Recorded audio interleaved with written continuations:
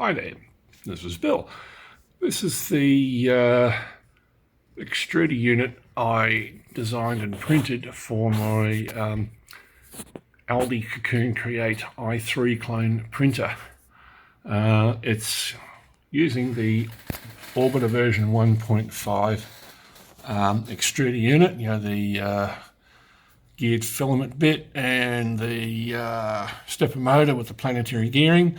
And what I've done, because it's quite small and light, I've incorporated all the wiring with little plugs up here to make it easier to pull the thing apart quickly if I get a nozzle clog, which is right now because I actually have a nozzle clog. The fan bolts on with one bolt. I'll show you that shortly. Again, it's sort of about as light and as small as I can get it. And it's got one bolt-on duct here. It looks like you probably can't see, but it looks like the stepper motor on the extruder is sort of pushing into it. There's actually you can kind of see it there, a small relief in the air duct there to make sure there's a little bit of clearance. There's the hot end. I normally have a silicon sock on the heater block, but I've removed it for the moment. And there's the BL Touch mount is there as well. You can move the mount up and down a tiny bit just to get the exact height that you need. Right, I'll start pulling it apart in a second for you. Okay, first up I'll pop the various plugs out. That's for the thermistor. This one's for the fan.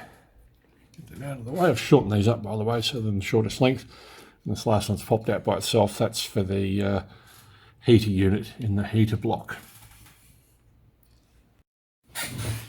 Okay, this is how quickly it all comes apart. One 3mm bolt just here, undo that, and this whole thing pops out like that. You can better see the relief there for the underneath of the Orbiter stepper. And that ducted fan there, or the ducting for the fan, blows air over this unit here, which I'll explain very shortly. Okay, well, here's the heater unit. What I've done, a little bit crude perhaps, but it does work. I have a bimetallic heat break in between the heater block and the bottom of the Orbiter. The top of the bimetallic heat break just touches the bottom of the Orbiter. And there's a short length of Teflon tube between them for the filament to run through. The bimetallic heat break is held in place with this 3mm piece of sheet aluminium and locked in place with this, I think it's about a 5mm, yeah, something like 5mm nut, wound up tight so it's all locked up solid. And all I have to do to undo the thing is once I spin the Allen key the right way,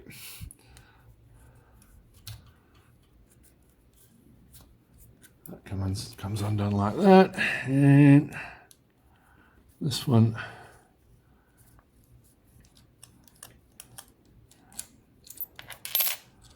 comes out eventually. There we go, like that. And that's the whole lot out. And yes, I have a clog to fix, damn it. Yep, that's all there is to it. I'll be putting all the STL files and bits and pieces for this up on Thingiverse. Okay, you can see at the bottom of the Orbiter extruder unit there. It's just held in place with one little bracket there.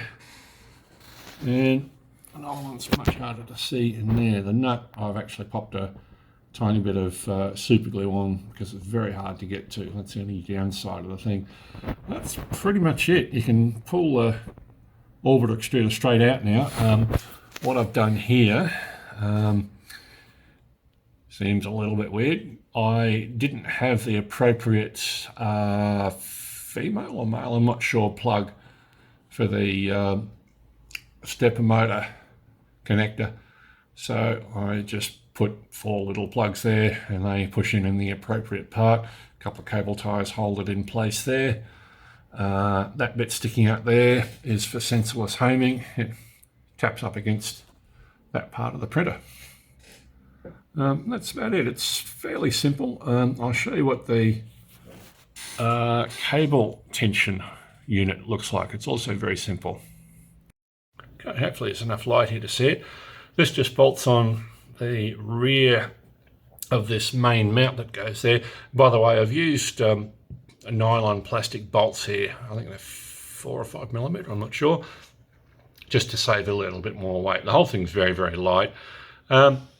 The bolts from the front, they're 4 millimeter. Yep, 4 millimeter. Comes through here. There's not lock nuts there. There's a 3D printed part.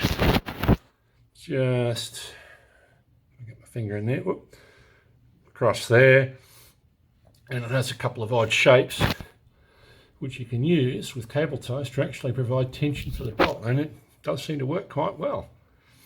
So there you go. That's the whole thing.